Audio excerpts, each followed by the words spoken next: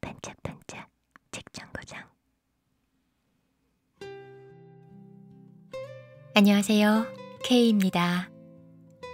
오늘은 한강 작가 특집 그 두 번째 작품을 소개해 드리려 합니다. 제목이 흰인데요. 이 작품은 2018년 맨부커 인터내셔널 부문 최종 후보작이었습니다. 흰 이 작품은 특집 1부에서 소개해 드렸던 채식주의자와는 완전히 다른 스타일의 소설이에요. 여리고 아득하고 아련하고 서정적인, 그러면서도 서늘한 감각을 느끼게 합니다.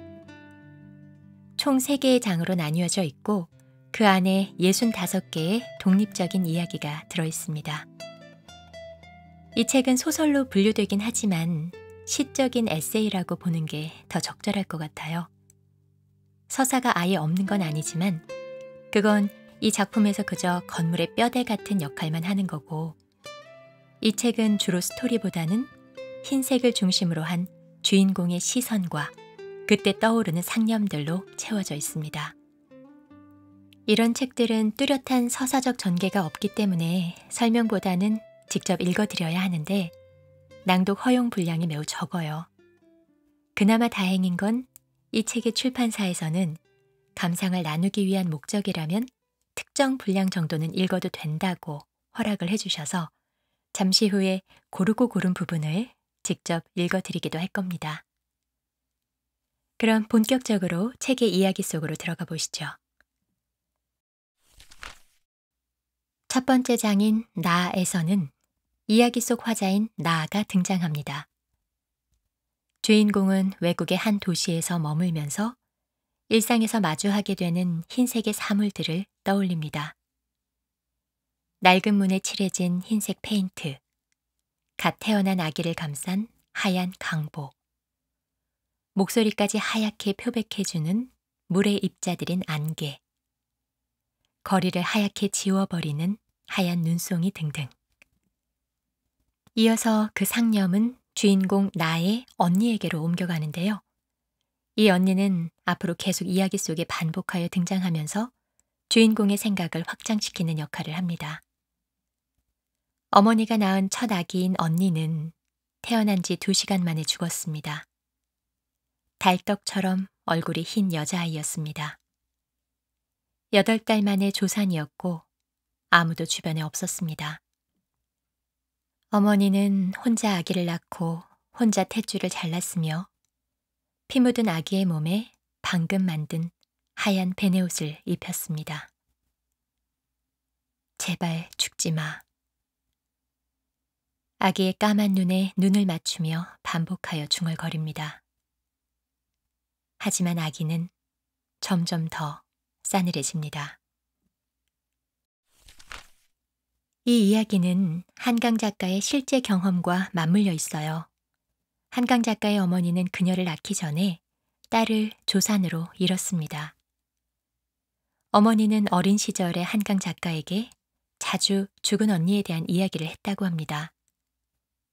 훗날 라디오 방송 녹음 중에 당신은 어릴 때 슬픔과 가까워지는 어떤 경험을 했느냐 하는 질문을 받았는데 작가는 그 죽음이 떠올랐다고 합니다. 결국 자신의 작품에까지 한 번도 본 적 없는 언니를 등장시킨 걸 보면 언니의 죽음으로 인해 가족이 평생 공생하듯 함께 살아왔던 상실, 부재, 죽음에 대한 그런 이미지들이 끈질기게 작가를 붙들고 있었던 건 아닐까 싶습니다. 언니가 죽은 자리에 자기가 태어나 숨쉬고 있다는 면에서 마치 언니를 대신해서 살고 있는 것 같은 묵직한 감정의 무게를 짊어지고서 1장에서 흰색의 이미지는 죽음과 맞닿아 있습니다. 언니의 죽음, 그리고 그 반대편에 있는 나의 생명. 그 경계의 어느 쯤에서 나는 헤매고 있습니다. 죽음과 생명, 그 확연한 경계가 도드라집니다. 이 감정을 고스란히 보여주는 장면이 나오는데요. 그 장면에서 지금 나는 폴란드의 도시 바르샤바에 있습니다. 나치 시대의 95%가 파괴됐던 한 번 죽었다가 살아난 도시입니다. 그 도시 기념관에서 그 사건과 관련된 영상을 보고 난 후에 나는 이렇게 생각합니다. 이 부분은 직접 읽어드릴게요. 그날 버스를 타고 집으로 돌아오던 길에 오래전 성이 있었다는 공원에서 내렸다. 종달새와 흡사한 높은 음조로 새들이 우는, 울창한 나무들이 무수히 팔과 팔을 맞댄 소로를 따라 걸어 나오며 깨달았다. 그러니까 이 모든 것들이 한 번 죽었었다. 이 나무들과 새들, 길들, 거리들, 집들과 전차들, 사람들이 모두. 그러므로 이 도시에는 70년 이상 된 것들이 존재하지 않는다. 간혹 어떤 기둥이나 벽돌의 아랫부분이 살아남았을 경우에는 그 옆과 위로 새 기둥과 새 벽이 연결되어 있다. 오래된 아랫부분과 새것인 윗부분을 분할하는 경계. 파괴를 증언하는 선들이 도드라지게 노출되어 있다. 그 사람에 대해 처음 생각한 것은 그날이었다. 이 도시와 같은 운명을 가진 어떤 사람. 한 차례 죽었거나 파괴되었던 사람. 그 을린 잔해들 위에 끈덕지게 스스로를 복원한 사람. 그래서 아직 새 것인 사람. 어떤 기둥, 어떤 늙은 석벽들의 아랫부분이 살아남아 그 위에 덧쌓은 선명한 새 것과 연결된 이상한 무늬를 가지게 된 사람. 2부 그녀에서는 나 외에 또 다른 인물인 그녀가 주인공으로 등장합니다. 여기에서의 그녀는 나에 투영된 죽은 언니입니다. 언니가 살아있었다면 나 대신 경험했을 삶의 모든 순간들이 나의 시선과 나의 기억과 나의 몸을 통해 보여집니다. 그녀의 아버지는 그녀에게 설자가 포함된 이름을 지어주었고 그녀는 그 이름 때문에 자기가 더 추위를 타는 건 아닐까 하며 아버지를 원망했습니다. 그녀는 흰색 사물들을 통해 어린 시절을 반추하며 이 낯선 외국 도시를 종아리에 알이 배길 때까지 걷기도 합니다. 검은 코트 위에 떨어지는 녹는 눈송이를 보기도 하고 남동생과 함께 어머니의 뼈가루를 납골당에 두고 오기도 합니다. 소금으로 꾸민 설치 예술작품을 감상하기도 하고 달을 보며 상념에 빠지기도 합니다. 이 장면들은 주인공인 나와 또 다른 주인공인 그녀의 경계를 모호하게 만듭니다. 처음 읽을 때는 누가 나고 누가 그녀인 거지? 뭐가 상상이고 뭐가 현실인 거지? 를 따지다가 어느 순간부터는 그 모호한 경계를 그저 자연스럽게 받아들이게 돼요. 1장의 흰색이 상실과 죽음을 상징하면서 죽음과 생명의 경계를 뚜렷하게 보여준 거라면 2장의 흰색은 죽음과 생명의 경계를 흐릿하게 만들어서 서로 공존하게 하고 있습니다. 나 이제 그녀는 이렇게 생각합니다. 그 부분은 읽어드릴게요. 레이스 커튼. 얼어붙은 거리를 걷던 그녀가 한 건물의 2층을 올려다본다. 성근 레이스 커튼이 창을 가리고 있다. 더럽혀지지 않은 어떤 흰 것이 우리 안에 어른어른 너울거리고 있기 때문에 저렇게 정갈한 사물을 대할 때마다 우리 마음은 움직이는 것일까?